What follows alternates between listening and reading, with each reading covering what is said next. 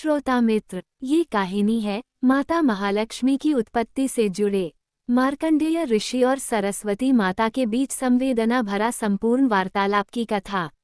ये कहानी विस्तारपूर्वक, भावनात्मक और शास्त्रीय शैली में कहानी का वर्णन है। मित्र, अगर आप चैनल में नए हो तो चैनल को सब्सक्राइब करके बेल आइकॉन को प्रेस करें। तो कहानी का आरंभ इस प्रकार।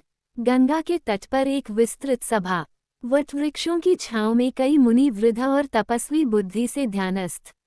शाम के हल्के प्रकाश में वासुदेव की मधुर गूंज दूर से सुनाई देती है। मार्कंडेय ऋषि शांत मुद्रा में विराजमान हैं, उनके चेहरे पर भक्ति और गंभीरता का सम्मिश्रण है।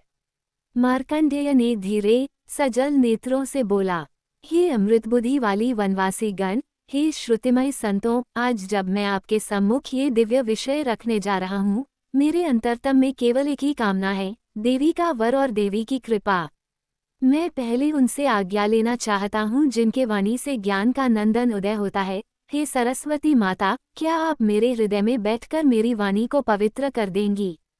सभा शांत हो जाता है। पार्वती वग्नि की एक मन सी आभा उत्पन्न होती है। वीणा की तारों का मृदुल स्पर्श हवा में सुनाई देता है। सरस्वती माता ने सुस्पष्ट मधुर स्वर में कहा, मार्कंडेय प्रिया, तुमने विधि विनीत भाव से पूछा। मैं उस संगीत की शून्यता हूँ जो शब्दों में डूबकर अर्थ बनाती है। मैं तुम्हारे हृदय में निवास कर रही हूँ, पर तुम बताओ, किस रूप का श्रवण कराना चाहते हो? सरल विवेचन, या वह वर्णन जो हृदय से होकर श्रोता के भीतर उतर जाए। मार्कंडेय ने कहा, देवी, वो वर्णन चाहूंगा जो हृदय के कण कण को स्पर्श करे, जिससे श्रोता आंखें बंद करके भी उस दिव्य दर्शन का अनुभव कर सकें। मैं चाहूंगा कि आप मुझे शब्द दीप्ति प्रदान करें, ताकि मैं कह सकूं कि किस प्रकार श्री विष्णु की अंतर्यामी शक्तियों से माता लक्ष्मी प्रकट हुई और कैसे वे स्वयं से सरस्वती और उमा के रूप निकलीं। सरस्वती माता ने कहा, तुल्य आकुल मन से यदि तुम ये कहोगे तो मैं तुम्हें वह रस दूंगी, परंतु सुनने वालों के हृदयों को भी शांत करना आवश्यक है। प्रेम और श्रद्धा के बिना कथन सूखा रहेगा। तुम पहले सबको निर्देश दो कि शुद्ध मन से बैठे और 3 बार ओम उच्चारित करें। मार्कंडेय की आंखों में आनंद झलका। वे सभा की ओर मुख करके बोले, सभी जुड़ते हैं। हृदयों में श्रद्धा संचारित होती है। मार्कंडेय, ठीक है, अब मैं आरंभ करता हूँ। हे देवियों और देवानों, ये कथ्य सृष्टि के उस आदिम क्षण का है जब अव्यक्त में भी एक तेज जगा, और वह तेज था विष्णु का। परंतु देवी, आप ही बताए, विष्णु के अंदर कैसे वह अनंत चेतना संचारित हुई जिससे श्रीलक्ष्मी का उद्भव हुआ? सरस्वती माता ने कहा, देखो, जब परब्रह्म विष्णु ध्यान निद्रा में स्थित थे, उनका सार विराट, शांत, गंभीर, परंतु जीवन का स्रोत था। उसी अंतःकरण की विभा से एक कमल उत्पन्न हुआ, नाभि से, जिसको देखकर सृष्टि की संभावनाएं खिल उठीं। उस कमल के भीतर से जो स्त्री शक्ति प्रकट हुई, वह श्री लक्ष्मी थी, केवल वैभव की नहीं, संपूर्ण अनुग्रह की प्रतिमूर्ति। उनका आगमन न रूप बसाने के लिए था, न केवल धन लाने के लिए, बल्कि इस जगत को वो मधुरता देना जिसके बिना संपूर्णता अधूरी है।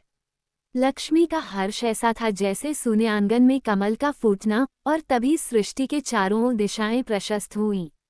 मार्कंडेय ने उत्साहित होकर बोला, आप कहाँ से यह रूप विवरित कर रही हैं? मुझे विस्तार दीजिए देवी।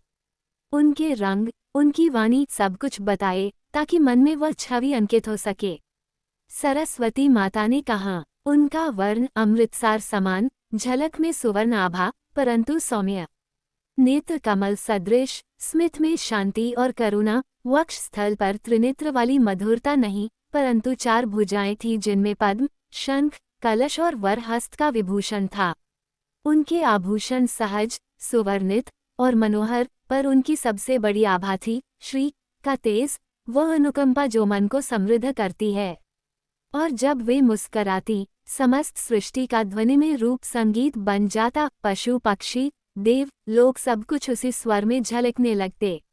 मार्कंडेय ने विचित्र भाव से बोला, देवी, बताए, विष्णु के भीतर से ब्रह्मा और शिव भी प्रकट हुए। उनका संबंध क्या था लक्ष्मी से? और फिर लक्ष्मी से कैसे आप सरस्वती और उमा का उद्भव हुआ? ये संबंध श्रोता के लिए संक्षेप में भी रहस्यपूर्ण लगेगा। सरस्वती माता ने कहा, ये संबंध सिद्धांत की भाषा में आवश्यक है, एक आदिम केंद्र है, चिंता, चेतना और शक्ति का मिश्रण। विष्णु, सृष्टा का पोषक, अपने अनुशासित किसी घेरे से ब्रह्मा का जन्म करते हैं, रचना की ऊर्जा, और उसी अंतर्यामी तेज से महादेव का उदय होता है, वह परिवर्तनशील शक्ति जो संहार और परिवर्तन में सशक्त है।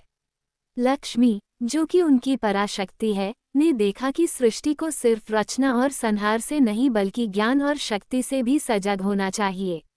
अतः उन्होंने अपनी विभक्त वाणी से 2 रूप प्रकट किए। पहला रूप, जो मेरे समकक्ष है, ज्ञान, वाणी, कला और संगीत का रूप। दूसरा रूप उमा, जो शक्ति, तप, धैर्य और समर्पण का प्रतीक है।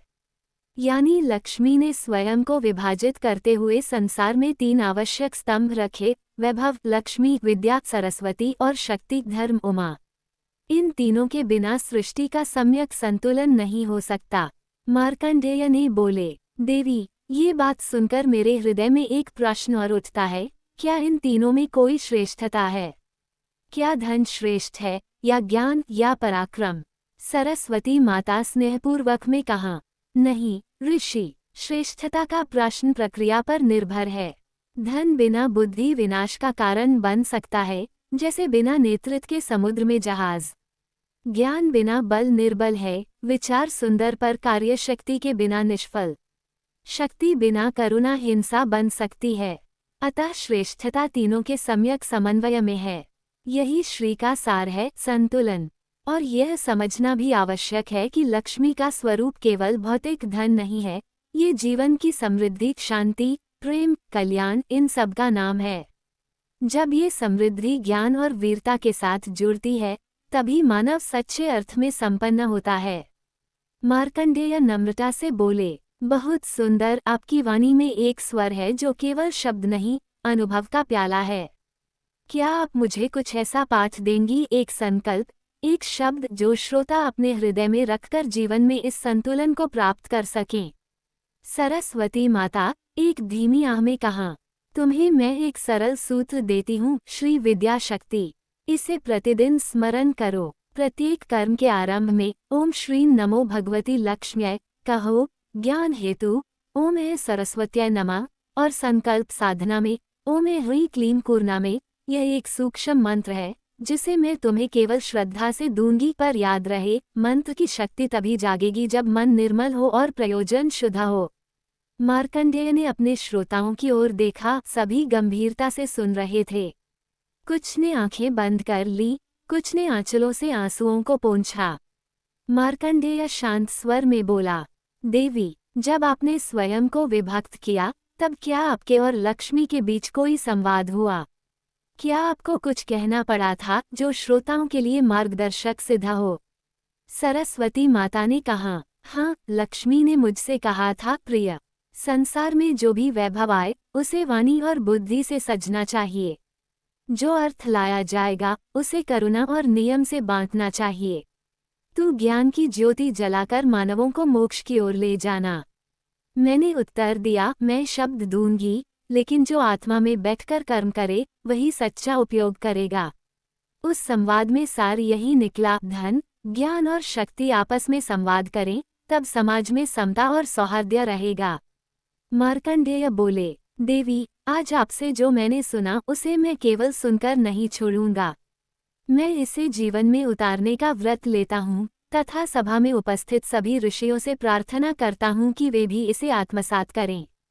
सरस्वती माता ने कहा, तुम्हारा व्रत पवित्र रहे, पर एक बात और, ये केवल सुनने और व्रत लेने से पूर्ण नहीं होगा।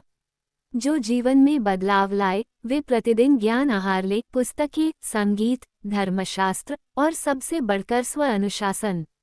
यही मेरी वाणी का अमृत है। मार्कंडेय बोले, मैं आपका बहुत बहुत धन्यवाद करता हूँ, हे वीणावादिनी। आपने मेरी वाणी को वे गीत दे दिए जिनसे श्रोताओं का मन भर जाएगा। मैं अब कथा का विस्तार करूंगा, लक्ष्मी के प्रादुर्भाव, ब्रह्मा और शिव के रचनात्मक संकेत, और कैसे उन तीनों स्तंभों की साधना मानव को मोक्ष की ओर ले जाती है, परंतु वह पृथक वर्णन होगा। आज के लिए आपकी कृपा ही पर्याप्त है। सरस्वती माता ने कहा, जाओ, तुम सत्य की राह पर चलो। शब्दों में सच्चाई और हृदय में भक्ति रखो। और हाँ, जब भी तुम कहो, मैं तुम्हारे हृदय से निकलकर श्रोताओं के अंतःकरणों में बैठ जाऊंगी ताकि वे न केवल सुने, बल्कि समझें और प्रत्यय बनाएं। सरस्वती धीरे धीरे हल्की आभा बनाकर विलीन हो जाती हैं। मार्कंडेय का मुख प्रसन्न और आलोकित दिखता है। सभा में सभी ने उन्हें नमन किया, कुछ ने मंत्रों का जाप आरंभ कर दिया। अंत में मार्कंडेय अपने शब्दों में संक्षेप करते हैं। मार्कंडेय, हे श्रोतागण, आज से जो भी इस त्रिगुण श्री लाभ विद्या ज्ञान और शक्ति उमा का पथ अपनाएगा, उसका जीवन संतुलित, पुण्यपूर्ण और सुशोभित होगा। यही यह कथा सिखाती है, न केवल सुनो पर अपनाओ। सभा गूंज उठती है ओम श्रीं ह्रीं क्लीं की मधुर गूंज।